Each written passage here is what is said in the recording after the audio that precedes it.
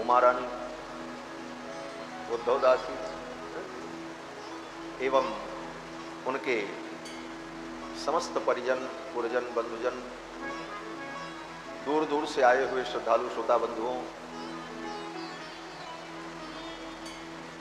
एवं भजन परायण संतवृत्त, भगवत भक्तवृंद, श्री वैष्णवजन, धर्मानुरागी सज्जनों, श्रद्धामयी माताओं, आज तो देवराज इंद्र की दिव्य लीला हो रही है, आनंद लीजिए।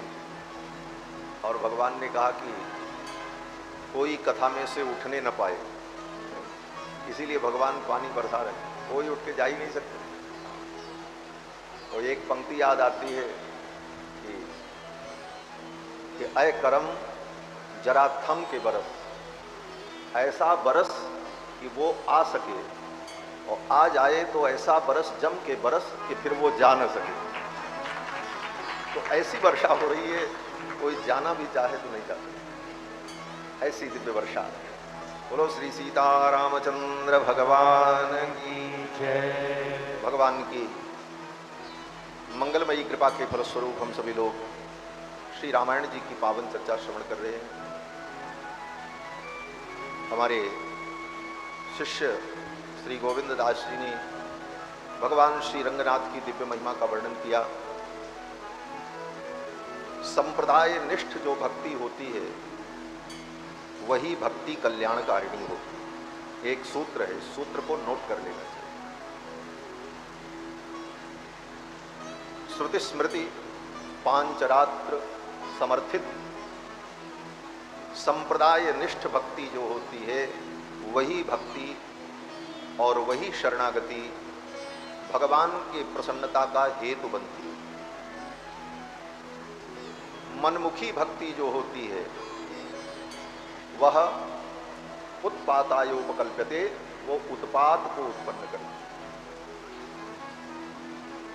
आप अपने मन से कुछ भी भक्ति करते रहो तो वह उत्पात उत्पन्न करेगी, भ्रम उत्पन्न होगा और दृढ़ता भी नहीं रहेगी। जहां जैसा समझ में आएगा वैसा व्यक्ति करने लग जाएगा। इसलिए संप्रदाय निष्ठ होकर संप्रदाय की परंपरा से प्राप्त जो भक्ति का सिद्धांत है उसका अनुपालन करना चाहिए। और संप्रदाय, आज ये शब्द जो है ना बड़ा विवादित हो गया। किसी को कह दो कि ये सांप्रदायिक है तो ये सांप्रदायिक होना बड़ी गलत बात मानी जाती है आज के दिन। सांप्रदायिक लोगों का दमन करो, सांप्रदायिक होना ठीक नहीं। लेकिन हमारे यहाँ जो कुछ भी ज्ञान विज्ञान सनातन धर्म में है वह सब कुछ संप्रदाय की परंपरा से ही। धर्म सम्राट स्वामी श्री कृपात्री जी महाराज अपने उद्बोधन में कहा करते थे कि शब्दों का भी सौभाग्य और दुर्भाग्य होता है। किसी शब्द का सौभाग्य आता है तो उस शब्द का बड़े अच्छे अर्थ में प्रयोग होने लगता है, और जिस शब्द का दुर्भाग्य आ जाए तो शब्द का अर्थ भले बहुत बढ़िया हो लेकिन संसार में निंदनीय अर्थ में प्रयोग होने लगता है। तो सांप्रदायिक शब्द की यही दशा है वर्तमान समय में। श्रीमद् भागवत के महात्म्य में वेदव्यास जी कहते हैं कि कलयुग आने पर भक्ति तो दिखाई पड़ेगी लेकिन संप्रदाय के अनुकूल भक्ति नहीं होगी। ये भविष्यवाणी वेदव्यास जी ने 5000 वर्ष पहले भागवत के महात्म्य में कहा। न ही कुत्रापि वैष्णवता संप्रदाय पुरस्सरा। कलयुग आएगा तो संप्रदाय के अनुकूल भक्ति नहीं रह जाएगी। मनमाना तिलक, मनमानी माला, मनमाना वेश, जो अच्छा लगे दूसरे को प्रभावित कर सके वो वेश बना लेना है।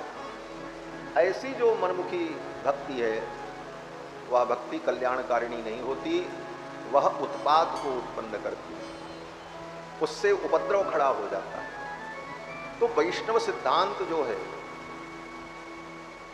श्री संप्रदाय और संप्रदाय, भगवान की भक्ति के 4 संप्रदाय हैं। श्री संप्रदाय, ब्रह्म संप्रदाय, रुद्र संप्रदाय और सनकादि संप्रदाय।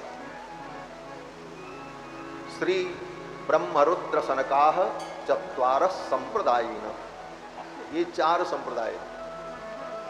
श्री संप्रदाय का मतलब, श्री माने लक्ष्मी जी।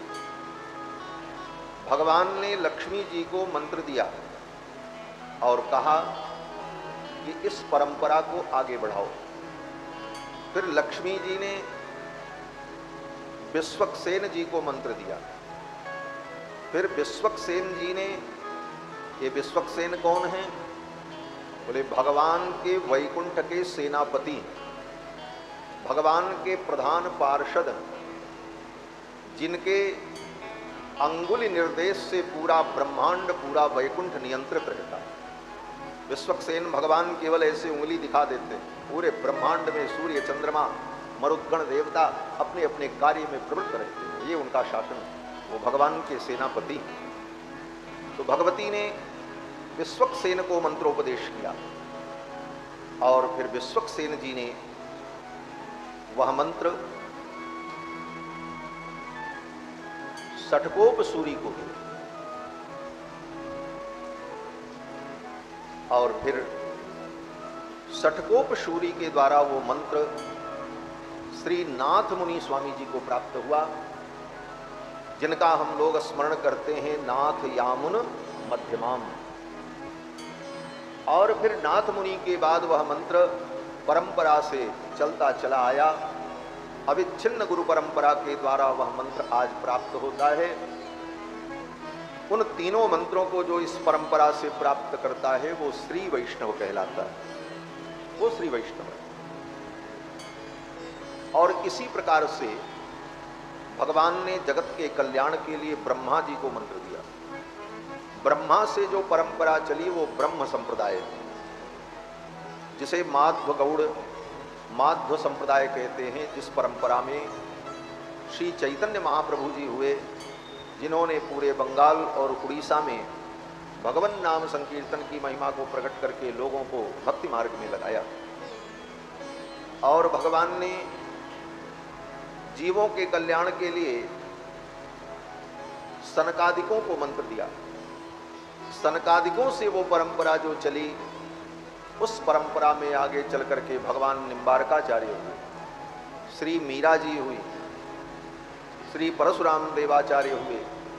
इन महापुरुषों ने भक्ति के मार्ग को आगे बढ़ाया और भगवान ने जगत के कल्याण के लिए रुद्र को मंत्र दिया। रुद्र ने जो परंपरा मंत्र की आगे चलाई, उस मंत्र की परंपरा में श्री वल्लभाचार्य जी प्रकट हुए। विष्णु स्वामी, वल्लभाचार्य, श्री सूरदास जी महाराज, ये महापुरुष लोग उत्पन्न हुए जिन्होंने संसार में भक्ति का जन जन तक प्रचार किया। तो ये 4 संप्रदाय है और इन 4 संप्रदायों की परंपरा से जो भक्ति प्राप्त होती है वही भक्ति कल्याणकारिणी होती है। हमारे यहाँ श्री संप्रदाय में भगवान की शरणागति को ही जीव के कल्याण का परम कारण माना। यद्यपि शरणागति को भी कारण नहीं माना जाता। शरणागति हेतु तो है जीव के कल्याण में, लेकिन सद्वारक हेतु। सद्वारक हेतु माने शरणागति के द्वारा एक कार्य होता है, उस कार्य से कल्याण होता है। वो कार्य क्या है? बोले भगवान की शरणागति करने पर, भगवान की भक्ति करने पर भगवान प्रसन्न होते हैं। भक्ति प्रपत्तिभ्याम प्रसन्न सएव उपायः। भक्ति प्रपत्ति के द्वारा भगवान जब प्रसन्न होते हैं तो भगवान ही जीव के कल्याण का उपाय बना। शरणागति केवल भगवान को प्रसन्न करने के लिए होती है। शरणागति से ही मोक्ष नहीं होता। आप शरणागति कर लो और भगवान प्रसन्न न हो तो शरणागति किए रहो, तुम्हारी शरणागति से भी कुछ होने वाला नहीं। लेकिन ये जरूर है कि भगवान शरणागत का त्याग नहीं करते, कैसा भी हो स्वीकार कर लेते। इस कारण से शरणागति को सर्वोपरि माना। लेकिन सूक्ष्म विचार करने पर शरणागति और भक्ति के द्वारा भगवान की प्रसन्नता ही जीव के कल्याण का कारण होती है। ये सिद्धांत है। और इसे छोड़कर अगर आप अपने द्वारा किए गए साधनों में कारणता देखते हैं तब वो भक्ति और प्रपत्ति दोनों शिथिल हो जाती है। आप सोचो कि इतना लाख हम मंत्र का जप कर लेंगे तो हमारा कल्याण हो जाएगा, हम इतना ये जप कर लेंगे, इतना व्रत कर लेंगे, इतनी तपस्या कर लेंगे तो हमारा कल्याण होगा। कहते हैं जहां ऐसी बुद्धि आई फिर शरणागति और भक्ति दोनों शिथिल हो जाए। फिर उस शरणागति और भक्ति से भगवान प्रसन्न नहीं होते। भगवान को प्रसन्न करने के लिए समर्पण, भगवान की शरणागति हो और भगवान ही मेरे कल्याण के हेतु हैं,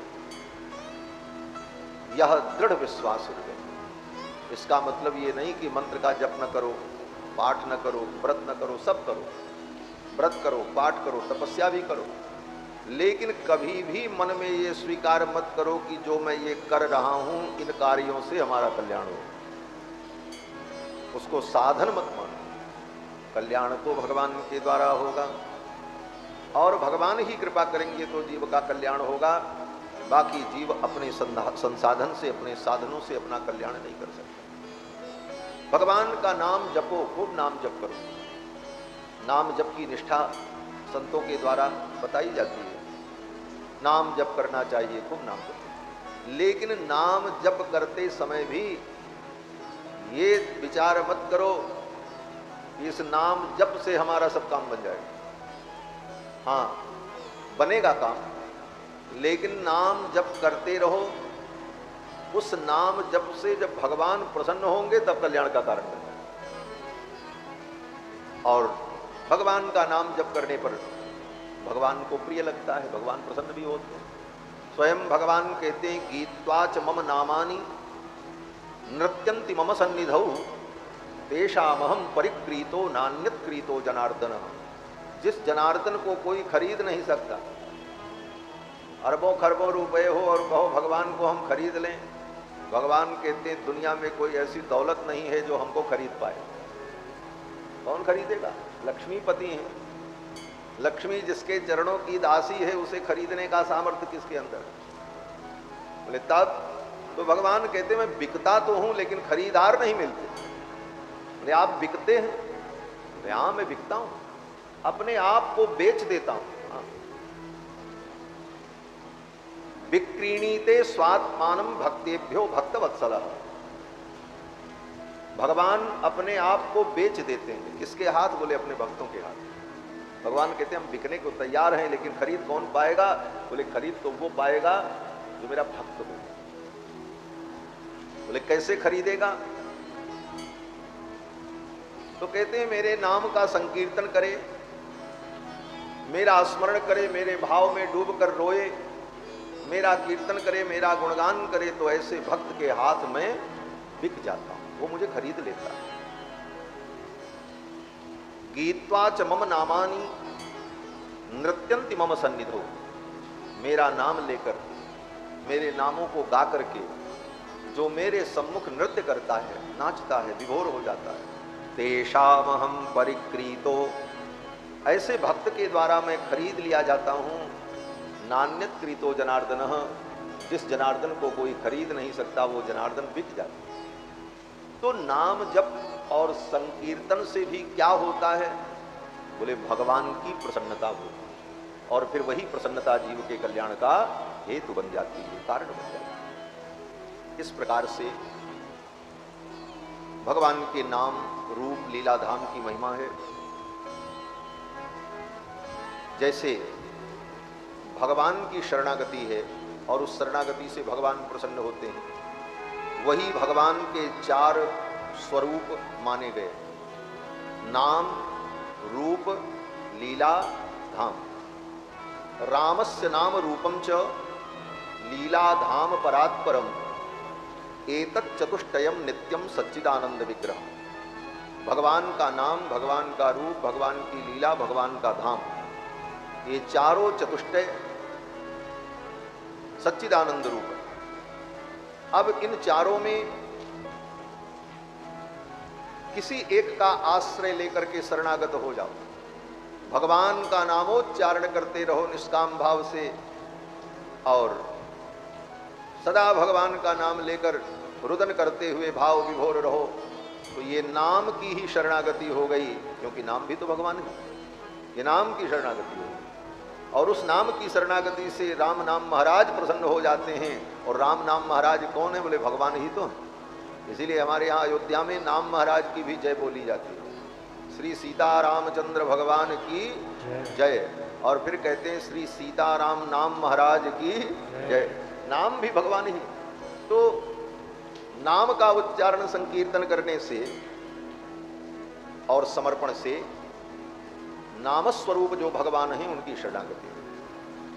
भगवान की लीला, निरंतर भगवान की लीलाओं का गान करो, भगवान की कथा सुनते रहो, तो लीला स्वरूप जो भगवान सच्चिदानंद हैं उनकी ये शरणागति हो गई। उनकी शरण में पड़े हैं, उनकी लीलाओं को सुनते रहते हैं, इसी से भगवान प्रसन्न हो जाएंगे और फिर भगवान उपाय बन जाएंगे।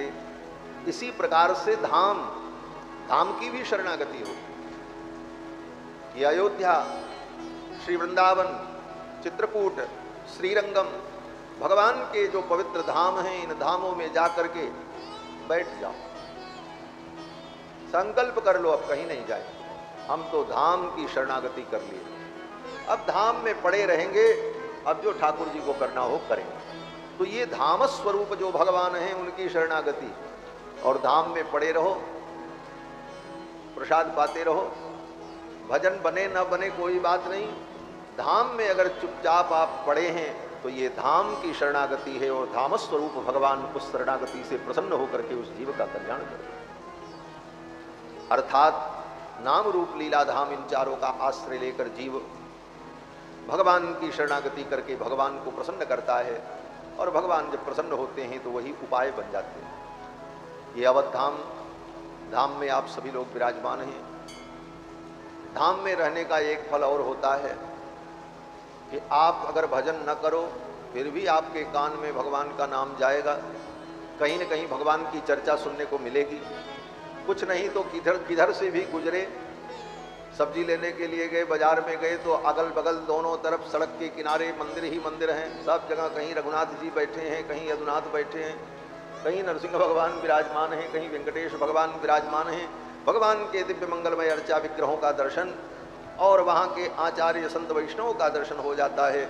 इस कारण से तीर्थ में बिना प्रयास के ही जीव को कल्याण की प्राप्ति हो जाती है। श्री रामायण जी की चर्चा हम सभी लोग सुन रहे हैं, और आज तो श्री बद्रीनाथ भगवान का तिरुनक्षत्र है। आज के दिन ही बद्री नारायण भगवान का प्रादुर्भाव है। मूर्ति देवी के गर्भ से, धर्म नाम के महर्षि की पत्नी मूर्ति देवी के गर्भ से भगवान का प्रादुर्भाव हुआ। बिना मूर्ति पुत्रम न नाथो न नाथो, क्या है ये? बिना मूर्ति पुत्रम न नाथो न नाथो, अर्थात मूर्ति के जो पुत्र हैं भगवान, ये भी एक बड़ी अद्भुत बात है। इस संकेत को समझना चाहिए। बद्रीनाथ भगवान भारतवर्ष के अधिदेवता हैं। बद्री विशाल, बद्रीनाथ नहीं। लोग बहुत शुद्ध बोलने के चक्कर में कहते बद्रीनाथ भगवान। बद्री माने कुछ होता ही नहीं, बदरी ऐसा बोलना। बदरी, बदरी, बदरी माने बेर फल। बदरी एक वृक्ष है। भगवान जब तपस्या करने लगे तो उनकी तपस्या को देखकर, उनकी सुकुमारता को देखकर भगवती महालक्ष्मी के हृदय में भाव आया, मैं कुछ सेवा करूं। भगवान की ये तपस्या कर रहे हैं, क्या सेवा करें? वो तो समाधि लगाए हैं, न पानी पिएंगे, न भोजन करेंगे, कोई सेवा नहीं होगी, न पैर कोई दबा सकता है, न हाथ दबा सकता है। और उस समय जब समाधि में बैठे हो, तप में बैठे हो, न कोई माला पहना सकता है, न आरती उतारने का कोई मतलब है। तब तो लक्ष्मी जी ने सोचा अभी इस स्थिति में एक ही सेवा है कि मैं वृक्ष बन करके इनके ऊपर छाया करूं, इनके ऊपर धूप न लगे, वर्षा न पड़े, और जिससे ये तपस्या में विराजमान रहे। तो लक्ष्मी जी ही बदरी वृक्ष बन गई। लक्ष्मी जी बदरी वृक्ष बन करके भगवान के ऊपर छाया करने लगी। तो बदरी वृक्ष बन करके लक्ष्मी जी छाया करने लगी, इसलिए भगवान का नाम पड़ गया बदरीनाथ। और बदरी विशाल क्यों कहते हैं? बोले विशाल नाम का एक राजा था, उस राजा ने वहां विशाला नाम की पुरी बसाई। भगवान का परम भक्त था। भगवान बड़े प्रसन्न हुए, भगवान ने कहा वरदान मांगो। विशाल राजा ने कहा ये नगरी मेरे नाम से जानी जाए और आपके नाम के साथ हमारा नाम जुड़ जाए। तो भक्त चाहते ही हैं भगवान के नाम के साथ हमारा नाम जुड़े। तो भगवान ने कहा ऐसा ही होगा। तो फिर उस धाम का भी नाम हो गया बदरी विशाल धाम, और भगवान का भी नाम बदरी विशाल। तो बदरी विशाल भगवान मूर्ति के पुत्र हैं। धर्म नाम के महर्षि की पत्नी मूर्ति के गर्भ से प्रकट। कितना सुंदर संकेत है। भारतवर्ष के अधिदेवता मूर्ति के गर्भ से प्रकट हुए। इसका मतलब क्या है? बोले भारतवर्ष में परमात्मा का अनुभव मूर्ति के माध्यम से ही किया जाता है। मूर्ति के ही पुत्र भगवान हैं, मूर्ति से ही वो प्रकट होते हैं। इसीलिए हमारे यहाँ मूर्ति पूजा की सनातन परंपरा चली आई। ये संकेत है। तो मूर्ति के पुत्र भगवान हैं बद्रीनाथ भगवान। आज उनका तिरु नक्षत्र है। श्री बद्रीनाथ भगवान के चरणों में हम सभी लोग प्रणाम निवेदन करते हैं। भक्ति का यही स्वरूप है। भगवान का अवतार नक्षत्र हो, भगवान से जुड़ी हुई कोई घटना का उत्सव हो, चाहे विवाह महोत्सव हो, चाहे जन्म महोत्सव हो, और अपने आचार्यों का जन्म नक्षत्र हो, अपने आचार्यों का वैकुंठ पद प्राप्ति महोत्सव हो, तो इन महोत्सवों का स्मरण श्रद्धा भाव से करना चाहिए। ये भक्ति का स्वरूप है। ये वैष्णव का लक्षण है कि वैष्णव भगवान, आचार्य, इनके उत्सव, जन्म नक्षत्र और तिरोधान नक्षत्र, ये सब आने पर समय समय पर आचार्यों का और भगवान के स्वरूपों का स्मरण करें, चिंतन करें। इसी बहाने हम अपने मन को, चित्त को भगवान से जोड़ पाते हैं। तो भगवान श्री बद्री नारायण को हम सभी लोग प्रणाम करते हैं। बोलो श्री बद्री नारायण भगवान की जय। कल की कथा में आप सभी लोगों ने सुना कि श्री विश्वामित्र जी महाराज राम जी को लेने के लिए अयोध्या आए तो राम जी को लेने के लिए, लेकिन जब दशरथ जी से मांगा तो राम जी को पहले नहीं मांगा, पहले लक्ष्मण जी को मांगा। आए तो राम जी को लेने, लेकिन वहीं से सोच करके आए थे विश्वामित्र जी कि करी बिनती आनो दो भाई, दोनों भाई को लाना। पहले से तय कर लिया था काम तो राम जी से बनेगा, लेकिन केवल राम जी नहीं, लक्ष्मण जी को लेके भी चलना है। इसलिए विश्वामित्र जी ने पहले लक्ष्मण जी को मांगा। विश्वामित्र जी ने कहा अनुज समेत देहु रघुनाथा, निश्चर बध में होब सनाथा। अनुज समेत देहु रघुनाथा, अनुज समेत देहु रघुनाथा, निश्चर बध में होब सनाथा, निश्चर बध में होब सनाथा, निश्चर बध में होब सनाथा, निश्चर बध में होब सनाथा। विश्वामित्र जी ने कहा लक्ष्मण के सहित राम जी को आप हमको दे दीजिए, अनुज समेत। क्योंकि विश्वामित्र जी इस रहस्य को जानते हैं। कौन सा रहस्य? जो रहस्य कल हमने आपको बताया। कि लक्ष्मण जी के बिना राम जी न भोजन करते हैं न उनको नींद आती है। न लक्ष्मण जी राम जी को, लक्ष्मण के बिना राम जी रह नहीं सकते, लक्ष्मण जी के बिना राम जी भोजन नहीं करेंगे, लक्ष्मण के बिना राम जी को नींद नहीं आएगी। ये रहस्य विश्वामित्र जी जानते, इसलिए विश्वामित्र जी सोच रहे हैं कि लक्ष्मण मिल जाएं तो राम का मिलना तय है। लक्ष्मण जी मिल जाएंगे तो राम जी तो अपने आप ही मिल जाएंगे। क्यों बोले, जहां लक्ष्मण जी रहेंगे वहीं राम जी रहेंगे। सामान्य व्यक्ति ये समझता है जहां राम जी रहते हैं वहां लक्ष्मण जी रहते हैं। समझना, जय राम जी के पास लक्ष्मण जी रहते हैं, राम जी के बिना लक्ष्मण जी नहीं रह सकते, ये सामान्य अर्थ है। लेकिन सच्चाई ये है कि लक्ष्मण के बिना राम जी नहीं रह सकते। बात असली ये, लक्ष्मण जी रह लेंगे राम जी के बिना, लेकिन राम जी नहीं रह पाएंगे लक्ष्मण जी के बिना। क्योंकि महर्षि वाल्मीकि ने कल दोनों के स्वभाव का जब वर्णन किया तो यही कहते हैं कि नचते न बिना निद्राम लभते पुरुषोत्तमः। लक्ष्मण जी के बिना राम जी को नींद नहीं आती, लक्ष्मण जी के बिना राम जी को भोजन अच्छा नहीं लगता। मृष्टमन्नमुपानीतम अस्नाति नहितम बिना। लक्ष्मण जी के बिना भगवान भोग भी नहीं लगाते, थाली रखी रहे भोजन की ओर राम जी देखेंगे। लक्ष्मण आ जाए और साथ में हो तब राम जी को भोजन करने का।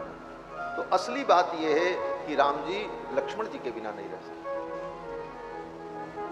विश्वामित्र जी इस रहस्य को जानते हैं, इसलिए विश्वामित्र जी ने कहा अनुज समेत देहु रघुनाथा निश्चर बधमय होब सनातन। विश्वामित्र जी ने पहले दशरथ जी की बड़ी प्रशंसा की। राजन, आप बड़े महान हैं, सदृशम राज सार्दूल तवैवं भुवि नान्यतः। हे राजन, तुम्हारे सदृश इस धरती पर कोई दूसरा राजा नहीं, इतने महान आप। क्यों? तो दो कारण बताया। पहला कारण, महावंश प्रसूतस्य। हे राजन, आप इसलिए महान हैं कि ऐसे पवित्र कुल में, महापवित्र कुल में, जिस कुल में सभी वैष्णव हुए, भगवान के भक्त हुए, ऐसे पवित्र कुल में आपका जन्म हुआ है। और दूसरा बोले वसिष्ठप्यपदेशिनः, वशिष्ठ जैसे गुरु आपको मिले। व्यक्ति के महानता के दो कारण माने जाते हैं, एक उसकी वंश परंपरा और एक इसकी गुरु परंपरा।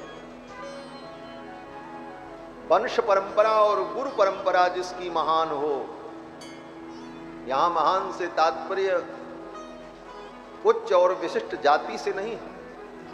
महान से तात्पर्य है जिसके वंश में भगवान के भक्त सच्चरित्र लोग हों, जिसके वंश में धर्मात्मा लोग हों, ऐसे पवित्र कुल में जिसका जन्म हो, महावंश प्रसूत हो।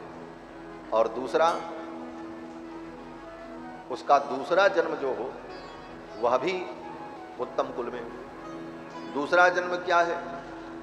बोले एक बार जब हम पैदा होते हैं तो ये तो भौतिक जन्म होता ही है, लेकिन जब हम मंत्र ग्रहण करते हैं, दीक्षा ग्रहण करते हैं, तो हमारा दूसरा जन्म होता है। इसको द्वितीय जन्म कहा जाता है। इस जन्म में मंत्र जो है वो माता होती है और गुरु पिता होते हैं। मंत्रो माता पिता गुरु, और पिता रूपी गुरु के द्वारा, मंत्र रूपी माता के द्वारा उसका वैष्णव कुल में जन्म होता है। वो वैष्णव हुआ, अब उसका नया जन्म होता है। और नया जन्म होता है तो नाम भी नया रखना पड़ता है। पिछले जन्म वाला नाम आपका कहाँ चल रहा है? इस जन्म में जो रखा गया वो है। उसी तरह वैष्णव होने पर जब वैष्णव दीक्षा होती है तो गुरु के द्वारा नामकरण किया जाता है। पिता ही नामकरण करता है। माता मंत्रो पिता गुरु, तो पिता नामकरण करता है। क्या नामकरण करता? बोले आज तक तुम्हारा जो नाम था वो शरीर का नाम था, लेकिन तुम्हारी आत्मा का स्वरूप क्या है, उसका क्या नाम हो, किस नाम से उस आत्मा का संबोधन हो। कहते हैं आत्मा तो भगवान का दास है। दास भूता स्वतः सर्वे ह्यात्मन परमात्मन, ये आत्मा परमात्मा का दास है। और उस बात को हम भूल गए। तब आचार्य जब द्वितीय जन्म कराते हैं, वैष्णव बनाते हैं, तब वो नामकरण करते हैं। बोले अब आज से तुम्हारा नाम गोविंद दास, माधव दास, रामदास, सीताराम दास, ये नाम आचार्य के द्वारा दिया जाता है। क्यों? बोले यही तुम्हारा स्वरूप है, तुम भगवान के दास हो, तुम आत्मस्वरूप जो हो तुम भगवान के दास हो, अपने उस स्वरूप का स्मरण करो। तुम माता मंत्रो पिता गुरु, माता रूपी मंत्र के द्वारा, पिता रूपी गुरु के द्वारा उसका जन्म होता है। तो जिस गुरु के द्वारा और जिस मंत्र के द्वारा जन्म हो, वो माता और वो पिता दोनों महान हो। मंत्र तो बहुत है, सप्तकोटि महामंत्राः चित्त विभ्रम कारका, 7 करोड़ मंत्र हैं सनातन धर्म में। कौन कौन जपोगे? मति में भ्रम उत्पन्न हो जाए। लेकिन उन मंत्रों में भी निकृष्ट मंत्र, क्षुद्र मंत्र, क्षुद्र कामनाओं की पूर्ति के लिए क्षुद्र मंत्र भी होते हैं। क्षुद्र माने बहुत छोटे। तो उन मंत्रों को प्रदान करने वाला वह भी क्षुद्र कोटि का हो जाएगा। तो सर्वश्रेष्ठ मंत्र क्या है? बोले सर्वश्रेष्ठ मंत्र भगवान का मंत्र, भगवान की उपासना का जो मंत्र है वह मंत्र सर्वोपरि मंत्र है। उस मंत्र का जो उपदेश करे परंपरा से वो आचार्य महान है। तो ऐसे महान आचार्य से जो मंत्र प्राप्त करे तो वो क्या हुआ? बोले ये वो उसका दूसरा श्रेष्ठ जन्म है। तो श्रेष्ठता के 2 कारण बताए, एक शरीर का जन्म और एक वैष्णव होना, ये दूसरा जन्म। विश्वामित्र जी कहते हैं राजन आप दोनों प्रकार से महान हैं दशरथ जी को, कि महावंश प्रसूतस्य, ऐसे महान वंश में आपका जन्म हुआ जिस वंश में रघु, दिलीप, भगीरथ जैसे राजा हुए, जिन्होंने भगवान की सेवा की, भक्ति की, जिनकी कीर्ति दिग दिगंत में व्याप्त है। और दूसरी विशेषता बोले वशिष्ठ व्यपदेशिनः, वशिष्ठ जैसे महाज्ञानी, परम भागवत, सर्वज्ञ कल्प, सर्वज्ञ श्री वशिष्ठ जी महाराज आपके को अपना काम बनाना था, राम जी को लेना था। तो किसी से कोई चीज लेनी हो तो थोड़ी उसकी प्रशंसा तो करनी ही चाहिए। भाई आप बड़े अच्छे हो, आप बड़े उदार हो, आप बड़े महान हो, आपकी महिमा हमने तो ये सुनी वो सुनी, तो आदमी सोचेगा भाई इतनी बात कहा है तो इसकी भी बात हमको रखनी चाहिए। संकोच में पड़ो, और ये संकोच बड़ा कठिन होता है हमारा। इसी संकोच के चक्कर में समुद्र मंथन के प्रसंग में राक्षस लोग अमृत नहीं पी पाए। जब अमृत प्रकट हुआ, भागवत की कथा में आप सुने होंगे, नहीं सुने हो तो अभी प्रसंग है, उदाहरण के लिए कहते हैं कि जब अमृत प्रकट हुआ सब दैत्य आपस में लड़ने लगे कि अहम पूर्वम न त्वम इति प्रभो, पहले मैं पीऊंगा, पहले मैं पीऊंगा, आपस में लड़ने लगे, लेकिन पी नहीं पाए। तब तक भगवान प्रकट हो गए मोहिनी रूप में, और भगवान ने वो अमृत उनके हाथ से ले लिया। और लेने के बाद भगवान ने उन दैत्यों से कहा आप लोग बहुत अच्छे हो, खूब प्रशंसा का पुल बांध दिया भगवान ने। मोहिनी भगवान ने कहा आप बड़े अच्छे हो, आपका शरीर सौष्ठव कितना अच्छा है, आपके शरीर की बनावट कितनी स्वस्थ है, देवता तो बड़े कमजोर, आप लोग वीर हो, पराक्रमी, साहसी हो, और महर्षि कश्यप की आप संतान हो। और ये सब कह करके भगवान ने उन दैत्यों की खूब प्रशंसा कर। अब जब अमृत पीने का समय आया तो भगवान ने छल किया, देवताओं को अमृत पिलाना शुरू कर दिया। दैत्य जान गए कि हमारे साथ धोखा हो रहा है।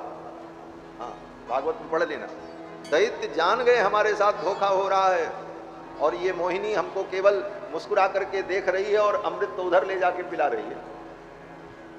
फिर भी वे दैत्य मोहिनी भगवान का विरोध नहीं कर पाए। क्यों नहीं कर पाए? तो इसका उत्तर देते हैं वेद व्यास जी कि बहुमाने न चाबद्धा न ऊचु किंच विप्रियम। बहुमाने न चाबद्धा। मोहिनी भगवान ने, अच्छा आप कैलाश से आए? बोले हाँ कैलाश से आए। भगवान शिव हमारे पड़ोसी। राजा ने कहा तो फिर मेरे आराध्य भगवान शिव का कुछ वर्णन सुनाओ, उनका क्या समाचार है? भाई आए हो वहां से तो कुछ समाचार बताओ। तो पंडित बड़े बुद्धिमान थे, पंडित जी ने कहा क्या समाचार सुनाए? भगवान शिव तो मर गए। ऐसे ही बोला उनका, शिव मर गए। राजा तो चकराया, बोले वो शिव त्रिदेव के अंतर्गत भगवान शिव वो मर गए, ऐसा कैसे हो सकता है? तो पंडित जी ने कहा कोई भी नहीं मरता है, आप भी नहीं मरेंगे, हम भी नहीं मरेंगे। बोले तब? बोले शरीर जो छूट जाता है इसी को मरना कहते हैं, आत्मा थोड़ी मरती, भगवान शंकर तो है ही है। बोले तब? बोले उनका शरीर छूट गया। राजा सोचने लगा शरीर छूट गया, शंकर जी का क्या हो गया? पंडित जी ने कहा बात ऐसी है, ऐसे नहीं समझोगे, समझाना पड़ेगा। राजा के दरबार में भगवान हरिहर का चित्र लगा हुआ था। दरबार में देवताओं के चित्र भी लगे रहते। राजा के दरबार में भगवान हरिहर का चित्र लगा था। हरिहर का चित्र क्या होता है? बोले आधा रूप भगवान शंकर का और आधा भगवान विष्णु का। यहां से आधे दाहिने तरफ भगवान विष्णु और बाएं तरफ भगवान शंकर, यहां से इतना त्रिपुंड और इधर ऊर्ध्वपुंड। इधर के हाथ में चक्र और इधर वाले हाथ में त्रिशूल, पाशुपत, अस्त्र। और उसी प्रकार से आधे कमर में एक पैर में बाघंबर और एक पैर में पीतांबर। ये जो स्वरूप है ये हरिहर स्वरूप। हमारे यहां भी ये हरिहर स्वरूप विराजमान है। ये वैकुंठ द्वार जो है, वैकुंठ द्वार के उधर की तरफ जब देखेंगे तो भगवान की एक प्रतिमा ऐसी बनी हुई है, बहुत से लोग समझ ही नहीं पाते वो क्या है, कौन सा स्वरूप है, लेकिन वो भगवान हरिहर का स्वरूप है। तो वो हरिहर का चित्र दिखाया। पंडित जी ने कहा देखो ये आधा भगवान विष्णु और आधे शंकर जी। विष्णु भगवान से इतना प्रेम किया भगवान शंकर ने कि अपना आधा शरीर भगवान विष्णु को दे दिया। आधा शरीर तो ऐसे छूट गया, बचा था आधा शरीर। तो चित्र दिखाया, बोले इधर देखो अर्धनारीश्वर का चित्र। अर्धनारीश्वर का भी चित्र लगा था। आधा शरीर पार्वती जी का और आधा शरीर भगवान शंकर का।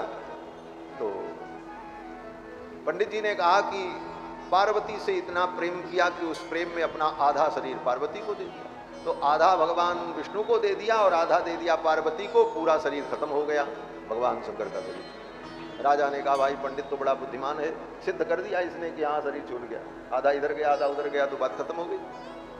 राजा ने कहा तब उनके परिवार के लोग? बोले परिवार के लोग में कौन बचा? वो कार्तिकेय जो थे वो तो स्वर्ग के सेनापति बन गए देवताओं के, वो वहां बैठे रहते हैं। और गणेश जी जो है वो घूम घूम करके पूरी दुनिया में पूजा रहे हैं, क्योंकि हर पूजा में उनकी पहले जरूरत होती है, तो अपना पूजाने खाने में लगे हुए हैं। उनका नंदी जो है वो कहीं चर और रहा होगा, घूम रहा होगा पहाड़ों में, क्या करे बेचारा। हम जब वहां पर गए तो 2 वस्तु हमको मिली, बाकी कोई नहीं मिला। बोले कौन सी 2 वस्तु मिली? पंडित जी ने कहा एक तो भगवान शंकर की उदारता मिली। भगवान शंकर बड़े उदार हैं, अवघड़दानी। उनकी उदारता जो थी वो मणि के समान चमक रही। हमने सोचा ये मणि के समान चमकती हुई उदारता ले ले। और वहीं पर भगवान शंकर का भिक्षा पात्र पड़ा हुआ था, तो भिक्षा पात्र हमने उठा लिया और भगवान शंकर की उस उदारता को मैं उठाने चला तो उदारता उड़ गई।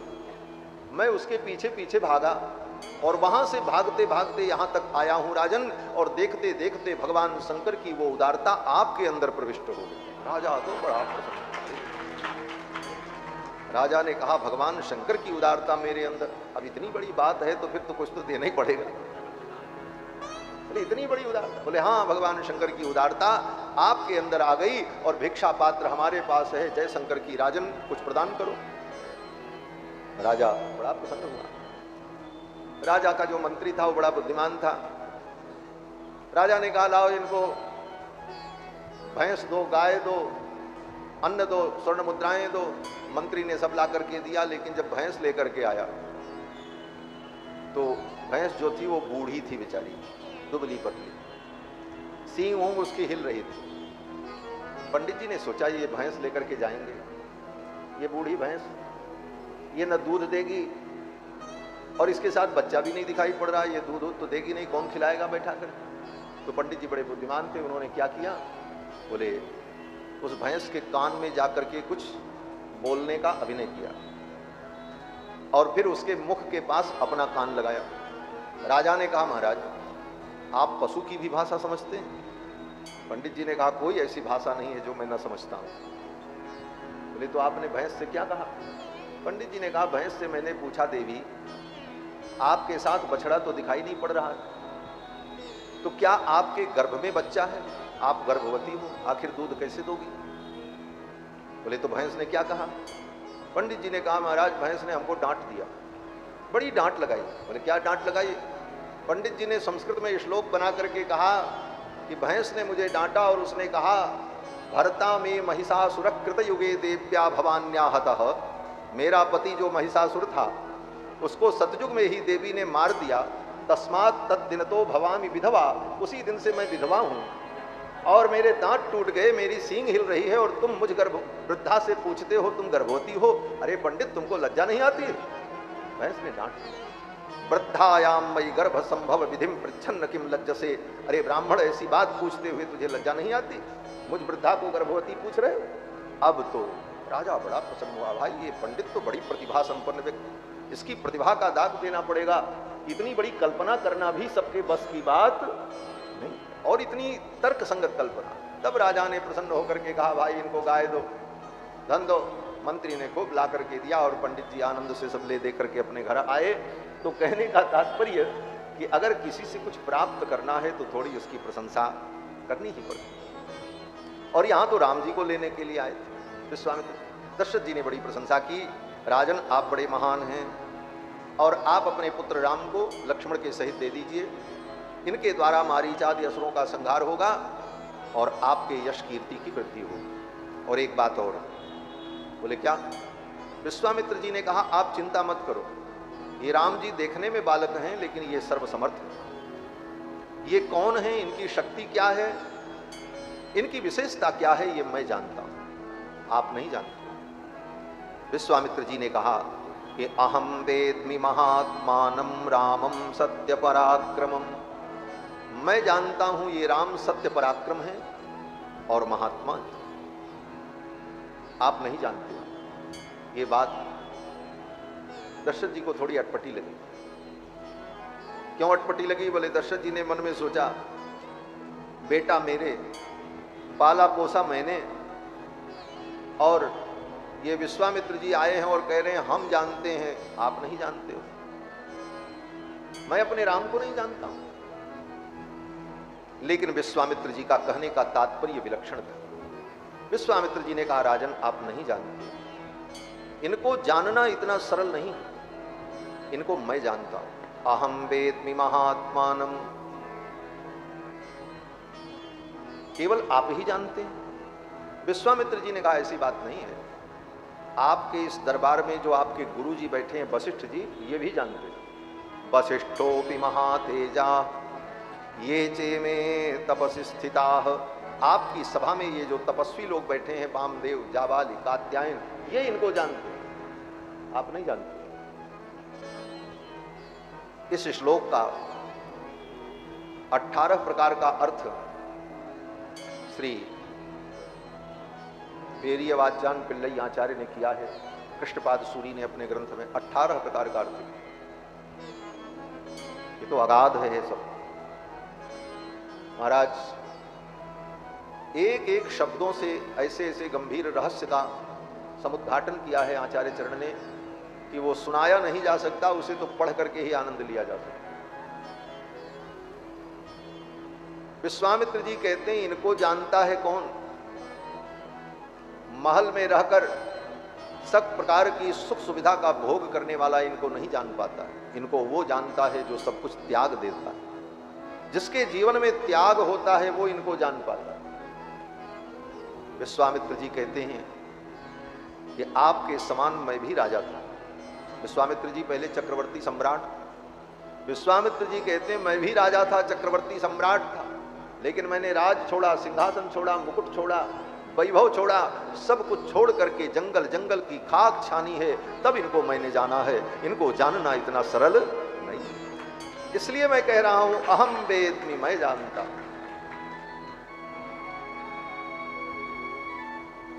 महल के अंदर बैठ करके 56 भोग 36 व्यंजन का आस्वादन करने वाला इनको नहीं जान सकता। इनको कौन जानता है? बोले तपसा अनासकेन ब्राह्मणा विविधसंति यज्ञेन दानेन तपसा अनासकेन।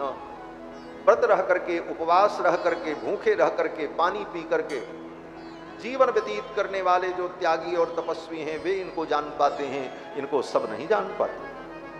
अहम वेद्मि महात्मानम, मैं इनको जानता। ये जब बात विश्वामित्र जी कहते रहे, दशरथ जी महाराज थोड़ा व्याकुल हुए। विश्वामित्र जी ने कहा आप संदेह छोड़ करके अपने पुत्र राम लक्ष्मण को दे दो, इनका कल्याण होगा, और मैं मात्र 10 दिन के लिए इनको ले जाऊंगा।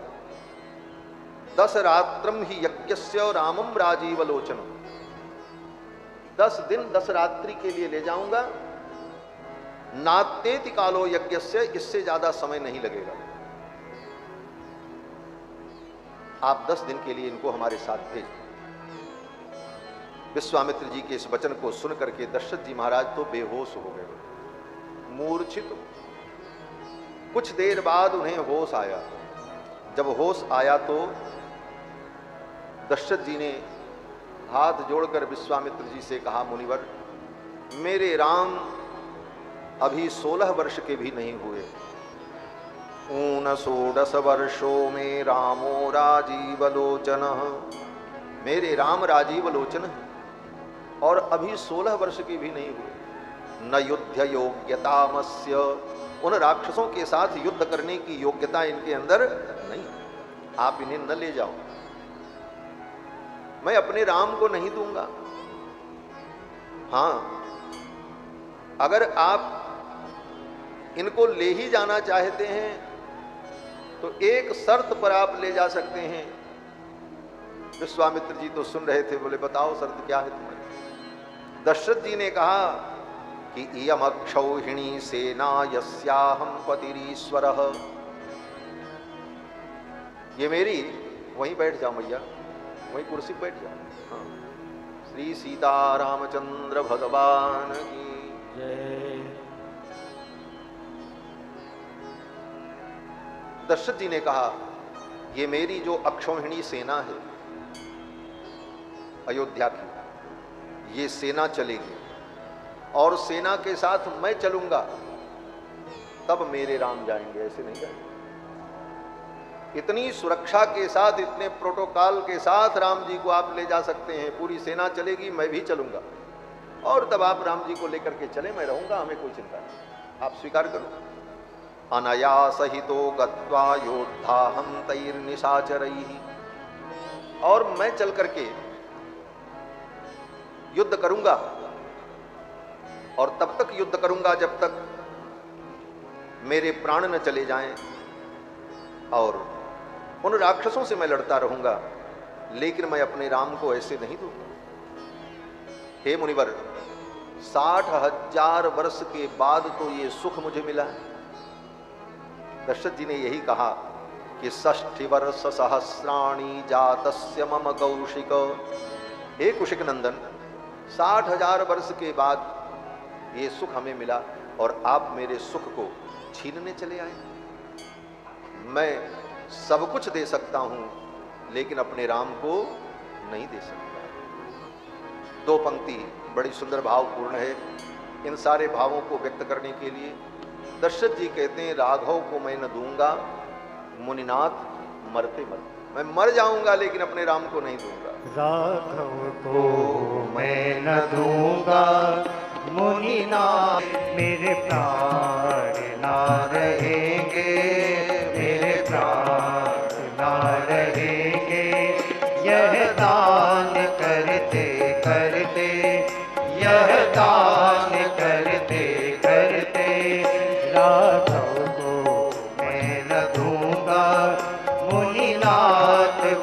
मरते मरते मुनिनाथ मरते मरते जल के बिना कदाचित मछली शरीर धारे जल के बिना कदाचित मछली शरीर करके और उन्हें किसी संकोच में डाल करके आप नहीं प्राप्त कर सकते।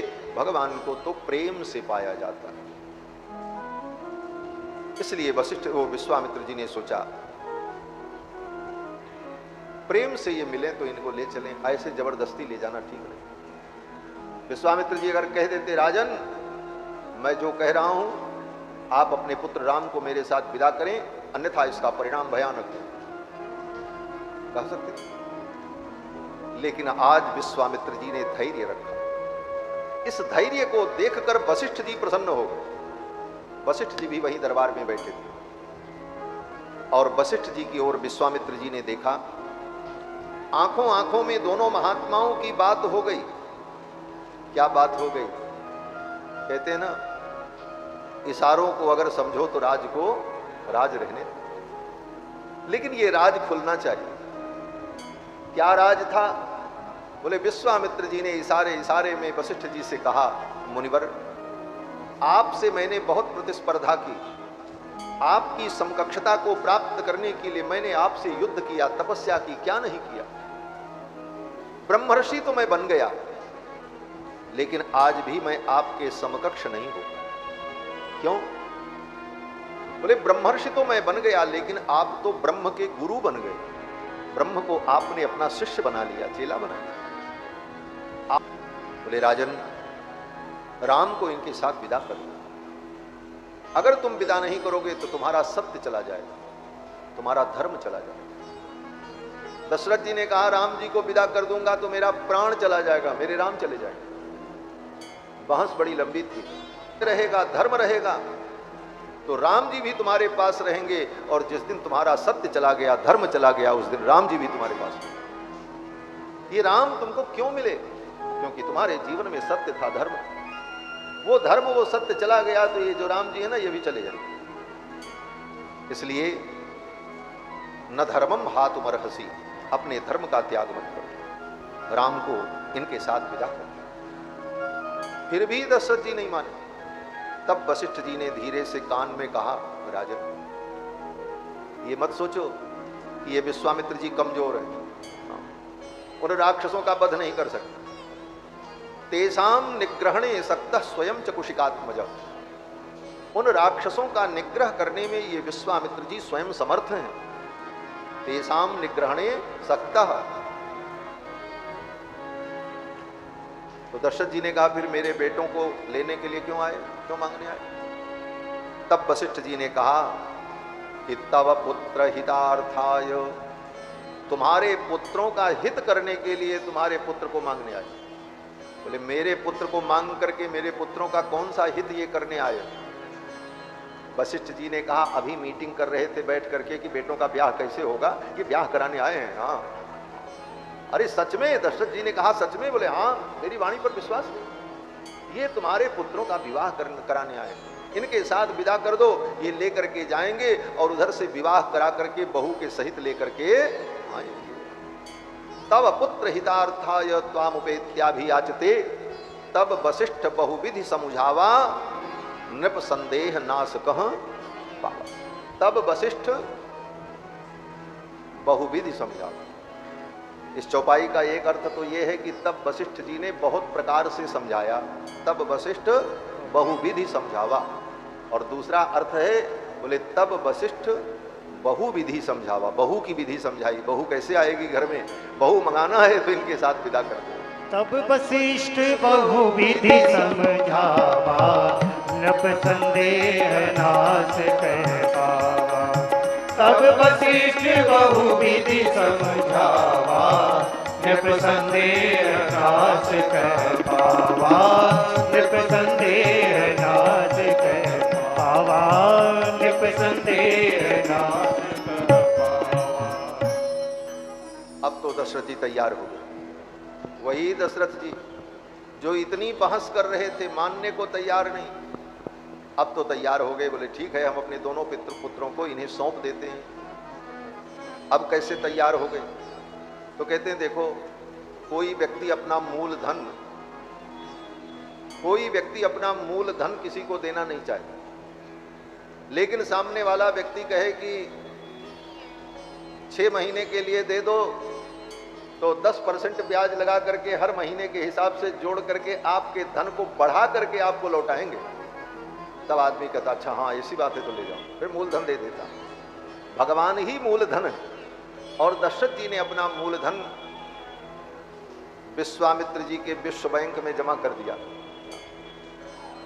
शर्त क्या थी? बोले इधर से राम जी जाएंगे और उधर से बहू के सहित आएंगे। इसलिए दशरथ जी ने प्रसन्नता पूर्वक अपने दोनों पुत्रों को बुलाया और विश्वामित्र जी को सौंप दिया और कहा मुनिवर अब आप इनके पिता हो, अब मैं आपको इन्हें सौंप रहा हूं। मेरे प्राणनाथ सुत दो, मेरे प्राणनाथ सुत दो, तुम मुनि पिता मान नहीं दो, तुम मुनि पिता मान नहीं दो, तुम मुनि पिता मान नहीं दो।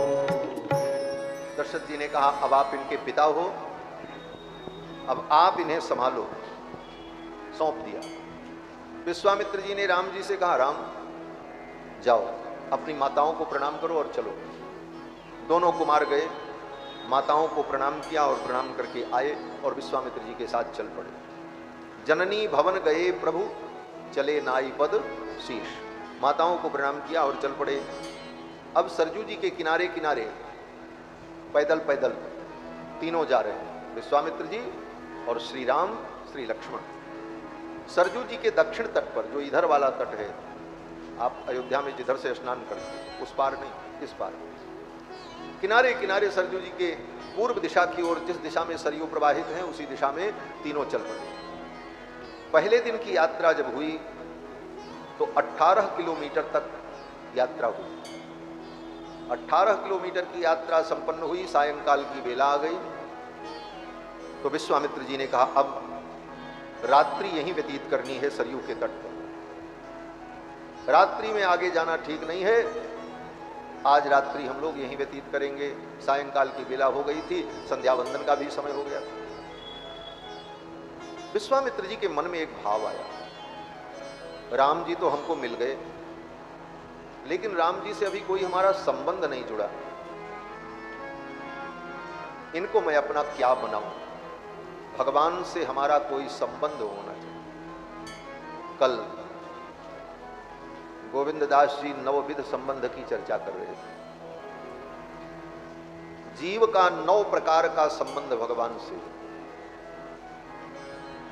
9 प्रकार का मतलब नवविध संबंध से मतलब है सब प्रकार का संबंध, क्योंकि 9 संख्या परिपूर्ण संख्या, 9 से ज्यादा कोई संख्या होती ही नहीं। और 9 जो है वो सदा 9 का 9 ही रहता है।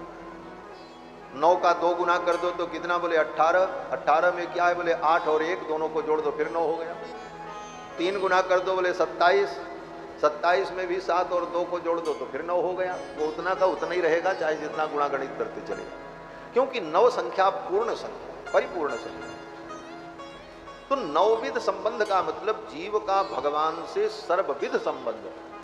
जितने संबंध हैं वो सब भगवान से। पिता तो रक्षक शेषी भरता गेयो रमापति ही स्वाम्याधारो ममात्मा च भोक्ता चेति मनुदितः। अब इसकी व्याख्या हम नहीं करेंगे, लेकिन इसका अर्थ आप यही समझो कि सब प्रकार का संबंध जीव का भगवान से है, और उसका कुछ अंश हम सब लोग अपनी स्तुति में अनुसंधान भी करते हैं। क्या करते? बोले त्वमेव माता च पिता त्वमेव बंधुश्च गुरुस् त्वमेव विद्या द्रविड़म त्वमेव। अब कहां तक वर्णन करें तो कहते हैं त्वमेव सर्वम मम देह, आप ही मेरे सब कुछ, आप ही पिता हो, माता हो, बंधु हो, भाई हो, सखा हो, सब सारे संबंध भगवान से। लेकिन उन संबंधों में कोई एक संबंध दृढ़ता के साथ अनुभव करते हुए भगवान की भक्ति और भगवान की उपासना करनी चाहिए।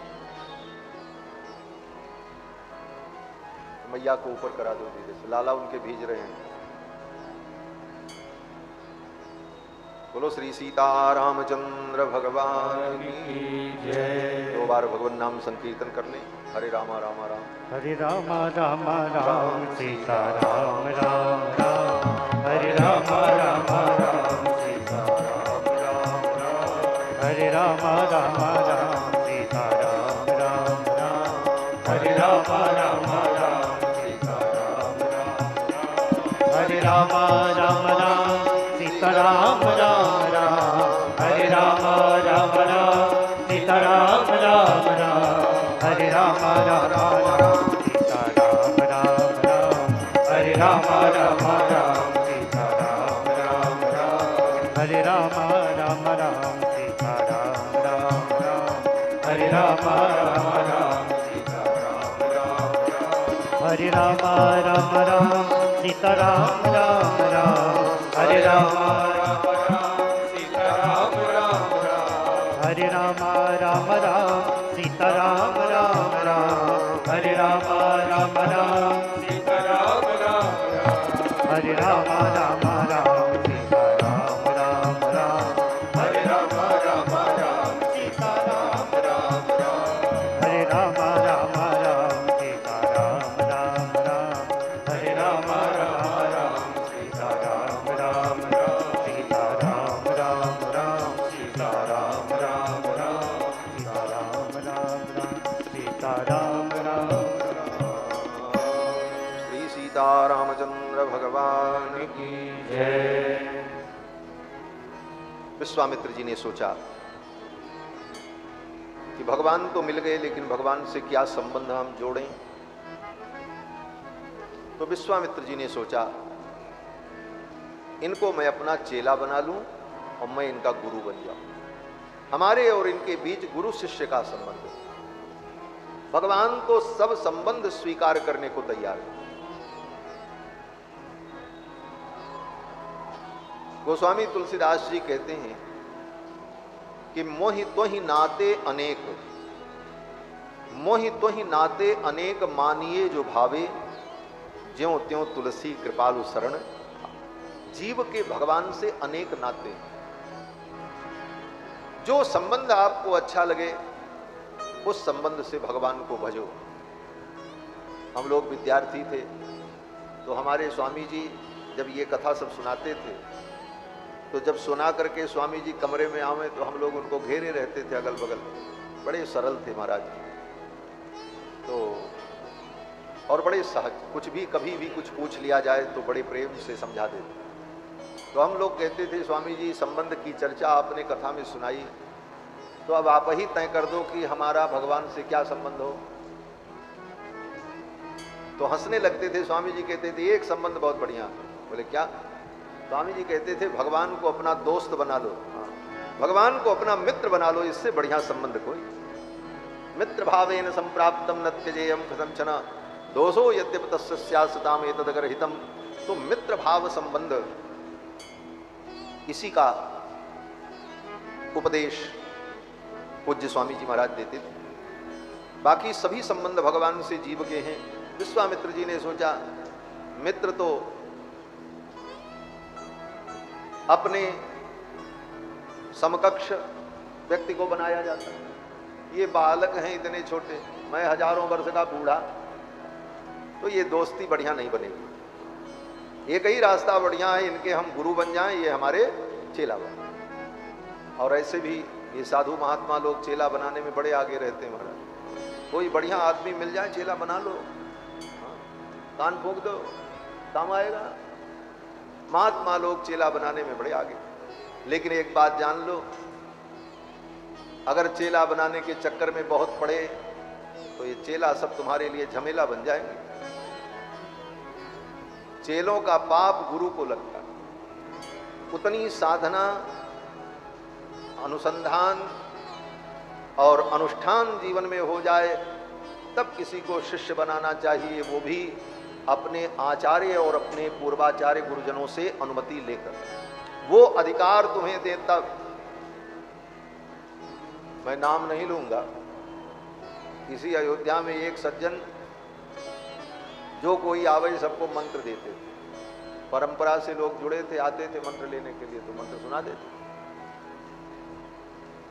और बरसों से उनका ये सब चलता रहा। जब करीब कुछ वर्ष पहले पता चला कि वो अमुक संत से जाकर के मंत्र दीक्षा लिए, तो हमने पूछा मंत्र दीक्षा तो अब आप ले रहे हैं और ये 10 वर्ष पहले से सबको कान फूंक रहे थे, तब कहां से मंत्र दे रहे थे? ये स्थिति बंधुओं, आचार्य के द्वारा मंत्र प्राप्त हो और उनके द्वारा वो अधिकृत हो, तब मंत्रोपदेश करना चाहिए, शिष्य बनाना चाहिए। अन्यथा शिष्य संग्रह के पाप के कारण, इसको शिष्य संग्रह पाप कहा गया। हमारे शिष्य खूब हो जाएं, बहुत ज्यादा हो जाएं, ऐसी प्रवृत्ति मन में आई और दीक्षा देने लगे तो ये पाप हो जाए।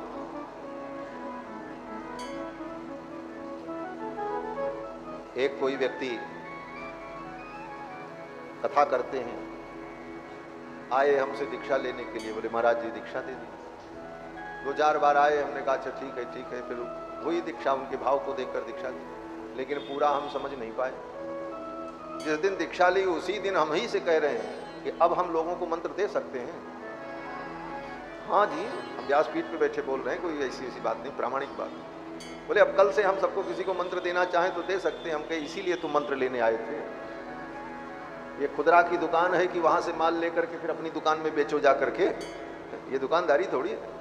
ये तो एक भावना है, एक संबंध है, एक पवित्र व्यवस्था है, एक परंपरा। तो कहने का तात्पर्य ये सब बातें मैं इसलिए कह रहा हूं कि यहाँ युवा पीढ़ी के संत महात्मा विद्यार्थी अनुष्ठानशील लोग बैठे हैं, उनको सही दिशा में प्रेरणा प्राप्त हो, सिद्धांत का बोध होगा, इसलिए ये बातें कहना जरूरी है। बाकी और कहीं तो ऐसा कहने का औचित्य नहीं होता। ये तो अयोध्या की कथा है, यहाँ तो साधक भी हैं, सिद्ध भी हैं, सयाने भी हैं, सब प्रकार के श्रोता हैं। ऐसे मत समझना कि सब ऐसे ही बैठे हो, इसमें कितने श्रोता ऐसे होंगे जो साधक हैं, कुछ ऐसे हैं जो सिद्ध कोटि के, कुछ ऐसे हैं जो विषयी हैं, सब प्रकार के लोग।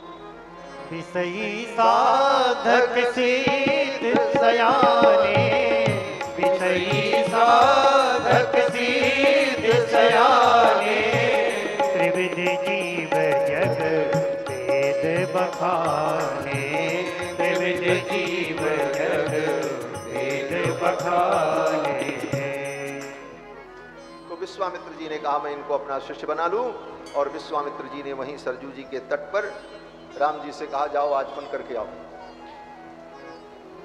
दोनों भाई गए, आचमन करके आए।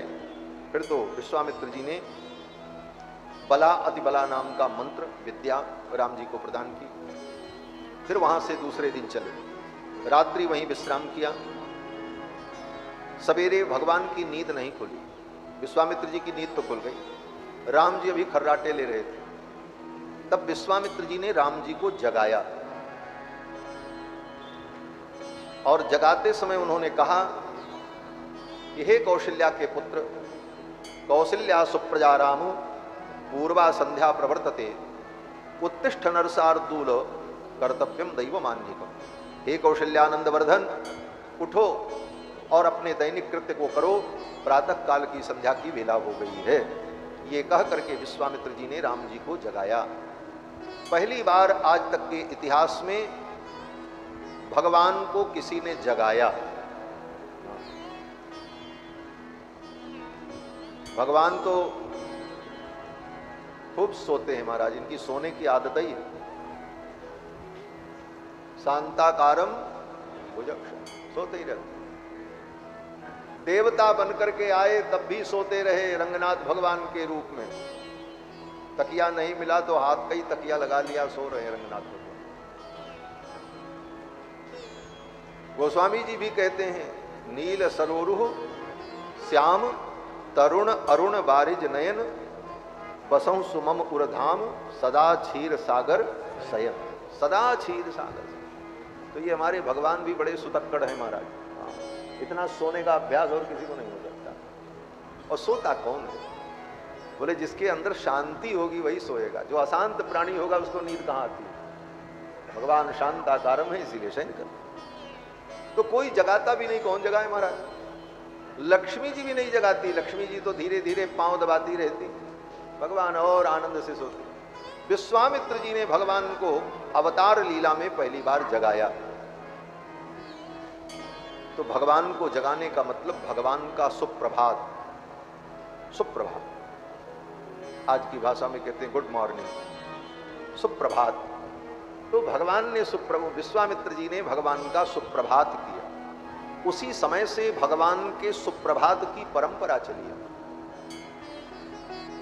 आप तिरुपति बालाजी में जाओ तो वहां सुबह सुबह बाजा में बजने लगता है, श्री वेंकटाचलपते तव सुप्रभातम।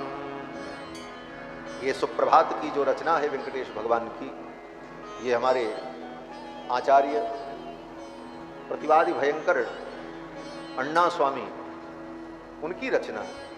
वहां पर जो वेंकटेश भगवान का स्तोत्र बजता है, बिना वेंकटेशम ननाथो ननाथो बिना वेंकटेशम सदा वेंकटेशम स्मरामि स्मरामि, हरे वेंकटेश प्रसीद प्रसीद, प्रभो वेंकटेश प्रयच्छ प्रयच्छ। तो इन स्तोत्रों की रचना हमारे आचार्य श्री अण्णा प्रतिवादी भयंकर स्वामी जी की रचना है। तो ये सुप्रभात की जो परंपरा बनी मंदिरों में, उसका मूल आधार विश्वामित्र जी का ये वचन जो राम जी को उन्होंने जगाया। कहीं भी आज भी मंदिर में पुजारी जब पूजा करने जाते हैं तो मंदिर में जब प्रवेश करते हैं तो भगवान को इसी मंत्र से जगाया जाता है आज भी। अब तो पुजारी बनने की योग्यता ही नहीं होती, वही पुजारी बनता है। जिसको रसोइया बनने की योग्यता नहीं है वो तो पुजारी बनता है, और जिसको पुजारी बनने की योग्यता नहीं है वही महंत बन जाता है। महंत की योग्यता तो होती ही नहीं। महाराज, भगवान की सेवा में अर्चक बनना उसकी भी योग्यता है, कैसे पूजा हो, क्या हो, विधि हो। मंदिर में जाए तो सबसे पहले 3 बार ताली बजा करके तब भगवान का कपाट खोलना चाहिए। ताला लगा हो तो ताला खोलना नहीं चाहिए। आप कहोगे तोड़ना चाहिए, अब खोलेंगे नहीं तो क्या करेंगे? कहते हैं शब्दों का महत्व होता है, भाव होता है, भक्ति में भाव का महत्व। कहते हैं प्रातः काल अर्चक जब भगवान के मंदिर में जाते हैं तो ताला खोलते नहीं, ताला मंगल करते हैं। उसका नाम है ताला मंगल करना, ताला खोलना नहीं। और आज भी श्रीरंगम में बड़े बड़े देवालयों में जब अर्चक मंदिर में जाते हैं तो छोटे मोटे देवालय में तो 1-2 चाबियां होती हैं। बड़े बड़े देवालयों में, दिव्य देशों में कई कई दरवाजों की तालियां बंद होती हैं, तब भगवान सुरक्षित रहते हैं। और वो तालियां भी छोटी मोटी नहीं होती महाराज, इतनी बड़ी बड़ी लगा करके 2 आदमी ऐंठते हैं तब खुलता है ताला। अब वो सब ताली एक बक्से में रखी जाती है, उसका वजन हो जाता है 15-20 किलो लोहे का वजन। तब पुजारी जब अर्चक मंदिर में सेवा करने के लिए जानते हैं तो वो ताली का बाक्स जब लेकर के चलते हैं तो सामने काहली बजाते हुए उस चाबी का इतना बड़ा सम्मान होता है, भगवान का ताला मंगल होने जा रहा है, तब अर्चक उन चाबियों को लेकर मंदिर में जाते हैं। ये भावना है। तो आज भी मंदिर में जब अर्चक जाते हैं तो पहले ताली बजा करके ताला मंगल करते हैं, फिर भगवान के सामने प्रार्थना करते हैं, कौशल्या सुप्रजा राम पूर्वा संध्या प्रवर्तते उत्तिष्ठ नरसार्दूल कर्तव्यम दैवमान्विकम। हे भगवान, आप उठो और जगत का मंगल करो। उत्तिष्ठोत्तिष्ठ गोविंद, उत्तिष्ठ करुणध्वज, उत्तिष्ठ कमलाकांत, त्रैलोक्यम मंगलम कुरु। सारे त्रिलोकी का मंगल करो। तो विश्वामित्र जी ने इस प्रकार भगवान को जगाया और फिर वहां से तीनों चल पड़े। आगे सरयू जी के किनारे किनारे वहां पहुंचे जहां पर सरयू और गंगा का मिलन था। जब गंगा पार करने लगे वहां पर, तो गंगा और सरयू के जल के मिलन को देखकर राम जी ने पूछा ये क्या है। विश्वामित्र जी ने सरयू का परिचय दिया और फिर वहां से पार होकर आगे ताटका वन में गए। ताटका वन में जब पहुंचे तो विश्वामित्र जी ने कहा, राम इसी जंगल में ताड़का नाम की राक्षसी रहती है और इसी रास्ते से चलना है। वो कहीं से भी आ सकती है और कभी भी आ सकती है, इसलिए सावधान हो जाओ। और राम, अगर वो ताड़का आ जाए तो उसे मार देना। स्त्री समझ करके उसके ऊपर दया मत करना। स्त्री अगर जगत के लिए काल बन जाए तो ऐसी स्त्री को मार देने में कोई दोष नहीं। हे राम, ताड़का आ जाए तो मार देना। और एक बार नहीं, दो बार नहीं, तीन बार नहीं, पांच बार विश्वामित्र जी ने राम जी से चलते चलते कहा, देखो राम, ताड़का आ जाए तो मार देना, दया मत करना। राम जी ने कहा, मार देंगे। जब 5 बार विश्वामित्र जी ने कहा राम, ताड़का को मार देना, तब राम जी ने सोचा, अब ये ताड़का जब तक मरेगी नहीं तब तक गुरु जी को शांति मिलेगी। अब ताड़का आवे तो हम उसको मारें, अभी आई ही नहीं। तो राम जी कहते हैं कि गो ब्राह्मण हितार्थाय देशस्य च हिताय च। हे गुरुदेव, गौ और ब्राह्मण के हित के लिए और राष्ट्र के हित के लिए, कहते हैं राष्ट्रवाद की परिकल्पना बाद में आई। आजकल के राष्ट्रवादी लोग कहते हैं पहले राष्ट्र की परिकल्पना नहीं थी। उनसे पूछा जाए राष्ट्र की परिकल्पना अगर नहीं थी तो वेदों में राष्ट्र की स्तुति क्यों की गई? राष्ट्रदा राष्ट्रम में देहि दत्त सतो, इन मंत्रों में राष्ट्र की महिमा का गान किया गया। और सच पूछो तो जो राष्ट्रगान है हमारे देश का, जो वेदों में उसका प्रयोग है, वस्तुतः वही राष्ट्रगान भारत के स्वरूप का पूर्ण वर्णन करता है। और भी राष्ट्रगान हैं आज जो प्रचलित है, उसका भी समादर है, राष्ट्रगीत भी है, सब है। लेकिन जो राष्ट्रगान वेदों ने गाया वो क्या है? तो कहते हैं आ ब्राह्मण ब्राह्मणो ब्रह्मवर्चसी जायता महाराष्ट्रे राजन्यः।